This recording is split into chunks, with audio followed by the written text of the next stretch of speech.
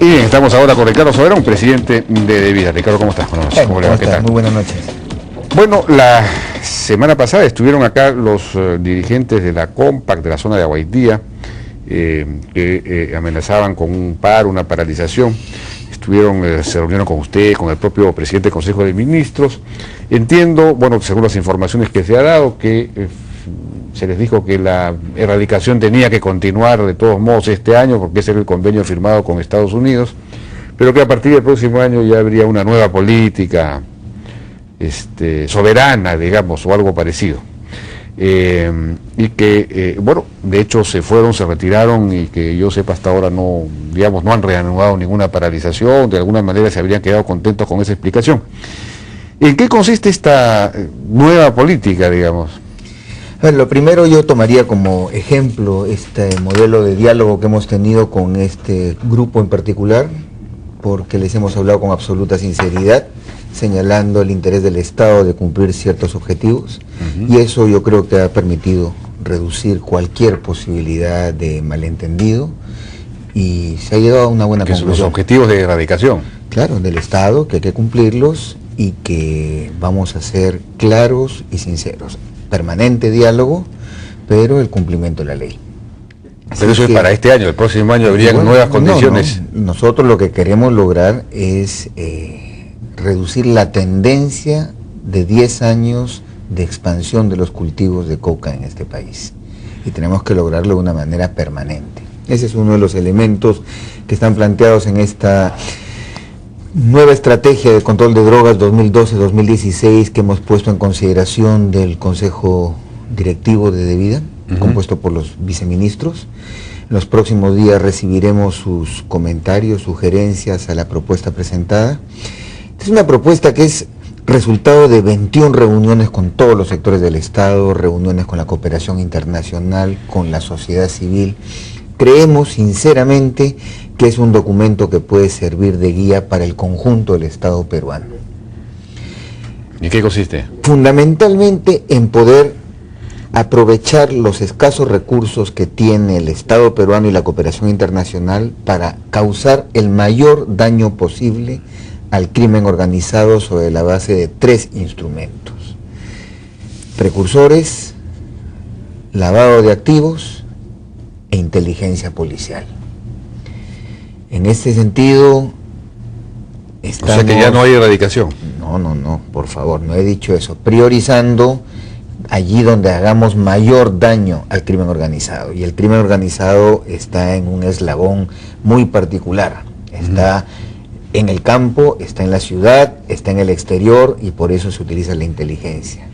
En materia de la reducción de cultivos, que quede muy claro que el objetivo planteado es poder, en primer lugar, lograr algo que no se ha hecho en 10 años, detener la tendencia de crecimiento de los cultivos y la producción de cocaína, y luego lograr una reducción sostenida hasta del 20% de los cultivos. Si hoy en día estamos en 60.100 hectáreas, creemos nosotros que para finalizar el quinquenio poder llegar a 48.000 hectáreas es un logro que creemos que es realista, es concreto y puntual, y que puede ser mostrado a la opinión pública nacional e internacional. Bueno, usted está hablando de reducción, no de erradicación. La erradicación es una forma de reducción. Es una forma. La erradicación forzosa, la erradicación voluntaria, el abandono, la sustitución, en fin, una serie de mecanismos. Bueno, ¿cómo se lograría esta reducción, digamos? Uno es teniendo metas puntuales de erradicación. Ese es un punto. El próximo año, por ejemplo, ¿cuál sería la meta? Bueno, tenemos que trabajarlo a partir de la presentación de la propuesta de Plan Nacional de Erradicación, que debe hacer el Ministerio del Interior, y eso se parte de los recursos disponibles. ¿El Estado peruano va a poner recursos o es solamente la fuente norteamericana? El Estado peruano pone recursos para la recursos, erradicación. pero seguro, las tripulaciones de los helicópteros, el personal del CORA, todos son recursos humanos nacionales. Humanos, pero claro, presupuestales. Presupuestales también ponemos para parte del combustible, por supuesto. Entonces, yo creo que es algo compartido que debemos de hacer, y en ese sentido, con la cooperación y particularmente la de Estados Unidos, hay un perfecto entendimiento de los recursos disponibles y cómo los colocamos. O sea, de hecho, ¿cómo los van a colocar? Trabajar en erradicación es una parte fundamental. Y allí lo que debemos de lograr, y esta es parte del proceso de diálogo que se ha tenido con los productores, es en la medida de lo posible poder priorizar las zonas donde hay mayor cantidad y densidad de hoja de coca destinada al narcotráfico. Resulta mucho más redituable trabajar allí. Ah, bueno, pues lógico, de eso se ¿verdad? trata. De eso se trata. Entonces allí dólar invertido, sol invertido, mejor rentabilidad. Pero también tenemos otros frentes de trabajo en la lucha contra el narcotráfico, las autoridades portuarias. Pero antes de eso, por ejemplo, ahora hay una expansión del área sembrada de coca a zonas nuevas. Por ejemplo, está Sandia, San Gabán, está la zona de Loreto, cerca de la frontera con Colombia, con Brasil, en fin, hay una serie de áreas nuevas. Ahí cómo se va a entrar, porque eso no está ni siquiera tocado por la erradicación actualmente. No, de hecho sí. De hecho, en el trapecio amazónico, en la zona de Islandia, se hizo la primera operación Yavarí 1, que decretó 100 hectáreas erradicadas. En la zona del Putumayo, Perú y Colombia van a hacer erradicación de 200 hectáreas en cada lado del territorio. De hecho, mañana estamos iniciando la comisión mixta Perú-Colombia para poder revisar todos nuestros instrumentos. Sí, claro que la fragmentación que recibimos debe de ser afrontada, pero en función a los recursos disponibles. Entonces los recursos disponibles nos indican que debemos de actuar de la manera más óptima posible para poder hacer el mayor daño. O sea que el Estado peruano, digamos, no va a poner más recursos para el tema de erradicación de los que ya venía poniendo, que eran, digamos, muy limitados en comparación con los que ponía pues la... El presupuesto nacional está aumentando en 20% respecto a lo que hizo el anterior gobierno. O sea, hay un 20% de aumento con los que de vida va a trabajar no solamente para potenciar el trabajo de los helicópteros del CORA, sino fundamentalmente para ejercer control marítimo sobre los 3.000 kilómetros de costa, para tener... ¿De vida va a manejar eso? No, cada entidad, DICAPI, la Dirección de Capitanía por un lado, la Autoridad Portuaria por el otro, SUNAT por el otro. Acuérdese, Jaime, que de vida, como ente rector, diseña la estrategia y coordina su cumplimiento a nivel de todos los sectores del Estado. Yo entiendo, digamos, tu interés por ver el tema de los cultivos, es mi interés también, pero nosotros debemos revisar el conjunto del problema. No, claro, por supuesto, esto hay que abordarlo integralmente, pero digamos, me sorprendió que no apareciera la erradicación como uno de los 3 elementos importantes, o 4 elementos, porque no hay 4. Está, fundamentalmente en la propuesta que estamos planteando, el primer objetivo, la primera meta, es poder detener la tendencia de crecimiento de los últimos 10 años. Y luego lograr una reducción permanente del 20% de los actuales 60. Claro, pero para eso pues habría que erradicar no 10.000, sino 20.000 hectáreas, por decirle una cifra, ¿no? Si quisiéramos hacer eso, si es que, y al mismo tiempo, por supuesto, hay que controlar todo lo demás, pero lo demás, el tema, el control fluvial, por ejemplo, ¿va a haber más recursos para eso? Sin duda, la Capitanía de la Marina de Guerra tiene control no solo marítimo, sino fluvial, y de hecho en las visitas que hemos hecho, incluso con el Premier al CIMA y Quitos, hemos visto que hay una capacidad instalada muy importante para poder potenciar la actual capacidad de las cañoneras y de las demás unidades fluviales para ejercer mayor control. O sea que la Marina, digamos, haría interdicción. Lo está haciendo. Si tú observas lo logrado en estos 3 meses, en comparación a los mismos 3 meses del año pasado, estamos duplicando la incautación de cocaína, estamos duplicando el decomiso de insumos. O sea, realmente... O sea que están empezando a actuar. Se ha reactivado en buena cuenta el famoso puente aéreo, porque ya hay varias informaciones acerca de aeropuertos clandestinos descubiertos en Sandia. Me acaban de informar de uno en la zona del Posuso, en fin, con el Brasil, obviamente, porque hay mucha droga que está saliendo de Brasil o a Bolivia o a Brasil, ¿no? De repente es la ocasión, si es que realmente hay una parte importante que sale de manera aérea, es el momento entonces de restablecer la interdicción aérea. Eso sería, pues, en realidad facilitaría las cosas, porque... Bueno, el Perú tiene experiencia en el manejo de la interdicción aérea para el control de los cielos, así es que no sería un asunto novedoso. De hecho, el éxito del puente aéreo fue parte de la Fuerza Aérea del Perú y sus tucanos.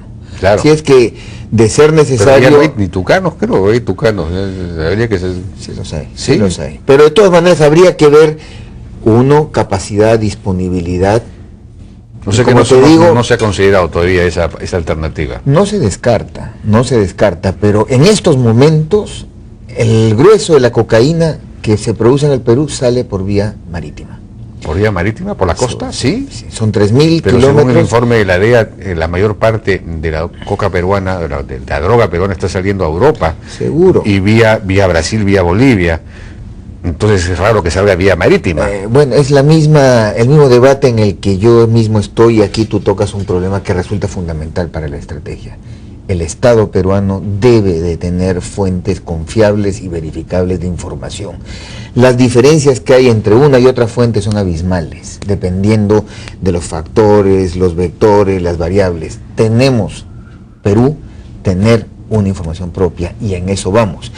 Lo que te puedo decir es que sí hay una fuerte presencia de cocaína peruana en Europa, pero todavía en Estados Unidos, que llega por vía marítima o por vía de México.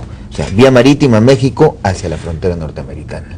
Entonces el frente marítimo es fundamental cerrarlo. Ahora que tú mencionas el tema aéreo, como te digo, es una variable, pero te digo, Jaime, son recursos limitados con las que se tiene para combatir este problema. Para el tema de los insumos químicos, ¿a qué se va a hacer? Bueno, ya se ha comenzado a controlar un poco la zona del BRAE, ¿no? Pero de todos modos parece que han cerrado como 70 grifos, pero se sigue vendiendo la gasolina, ha aumentado el precio, ¿no? Bueno, son efectos no queridos de la decisión, y de hecho vinieron acá una delegación de griferos de la zona, y sinceramente nosotros fuimos igual de inflexibles en señalar: la ley se cumple, es un proceso de flexibilidad, de normalización que deben de tener los grifos para poder operar bajo la ley, pues no podemos darnos el lujo de levantar la medida porque hay una decisión política. Yo creo que esto es clave, Jaime, para que se entienda que hay voluntad política para afrontar el problema. Claro, pero lo que iba es que esa medida no ha tenido el efecto deseado, en el sentido de que, digamos, su único impacto ha sido subir el precio del combustible para los narcos. Ha subido entre 5 y 7 soles, según parece, el galón. Que ya, bueno, ya algo es algo, pero sigue llegando, o creo que además el combustible que ya estaba en esos grifos lo van soltando por lo bajo porque no lo pueden incautar por alguna razón vinculada a la ley de dominio. Mira, yo lamento tomar el hecho, pero digamos, aparte de expresar mis sinceras condolencias a la familia del teniente Obregón Ángeles y a las Fuerzas Armadas, yo tomo las declaraciones del presidente del Comando Conjunto. O sea, hay una relación directa en el control que ejerce Fuerzas Armadas y Policías sobre vías terrestres y la reacción que tienen los remanentes subversivos y de narcotraficantes en generar este tipo de situaciones. Es lamentable tener que señalarlo así, pero para decirle a usted y a la opinión pública sobre el ejercicio del Estado de Derecho, de la fuerza del derecho para poder luchar contra el terrorismo. Las famosas garitas de control, el famoso sistema, el software del sistema de control de insumos químicos que hasta ahora no sale, ¿eso va a salir? ¿En algún momento se va a aplicar? El día de hoy está el Congreso de la República viendo el presupuesto nacional que vamos a aplicar a partir del 1 de enero. Yo le aseguro a usted que antes de que acabe el primer semestre debemos de tener acciones muy concretas sobre esta puesta en operaciones. O sea, lo que estamos haciendo de aquí hasta que el presupuesto se apruebe y se ejecute es tratar de ajustar los instrumentos existentes, o Sinermin, por ejemplo, para el caso de los grifos, el Task Force para poder operar en los puertos y evitar la salida de cocaína, poder llevar el mayor control en las costas para evitar la salida de cocaína de caletas, de puertos, de playas. En fin, hay una serie de ámbitos, me olvidaba de uno, la pérdida de dominio. Eso es lo que le mencioné, sí. Antes de que acabe la legislatura, yo pienso que se debe estar presentando la propuesta del Ejecutivo sobre pérdida de dominio, que permita a los operadores fiscales y jueces extinguir el dominio sobre bienes de origen ilícito o sospechoso de ser ilícito. ¿Y cuál va a ser la participación? Bueno, ya ha mencionado usted el tema de la Marina ya está interviniendo en los ríos. En general, la participación de las Fuerzas Armadas en la lucha contra el narcotráfico.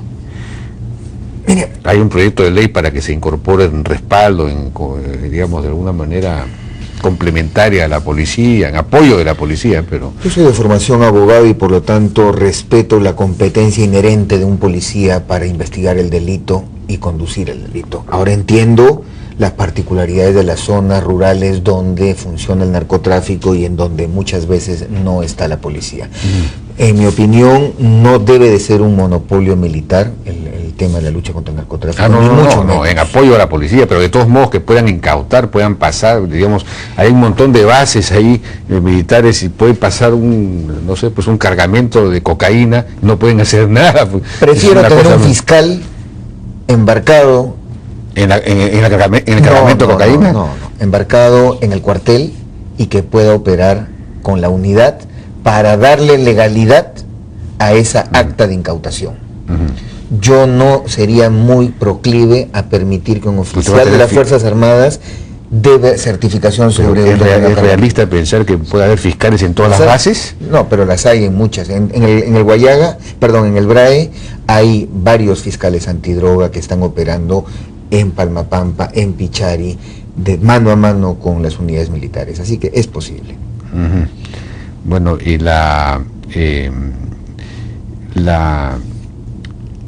no me respondió lo de las garitas de control. Es de esperar ya que con el recurso disponible este ejercicio 2012, el Ministerio del Interior inmediatamente ponga en funcionamiento dichas garitas. Bueno, más allá de, digamos, tener más, poco más de recursos en todos estos frentes que hemos mencionado, ¿en qué se diferenciaría la nueva estrategia de la que está vigente hasta ahora? En que la que está vigente hasta ahora no ha funcionado en ninguno de sus indicadores. Pero ha funcionado en el sentido de que si no hubiera existido sería mucho peor la cosa, ¿no? No, pero en función de la meta establecida. Señalaba 40% de reducción de los cultivos desde el 2007 al 2012. Pero ¿en qué está, dónde está la diferencia con Son varias. Actitud, voluntad política, instrumentos, recursos, coherencia, integralidad. Estamos planteando que de vida tenga la capacidad de poder armonizar y coordinar para que los sectores actúen.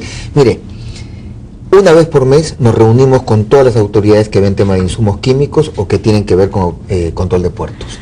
Y es allí donde coordinamos con ellos que no funciona, que está fallando, y ellos allí conversan, allí deciden y nos damos cuenta en conjunto. Son niveles de articulación que no son frecuentes en el Estado.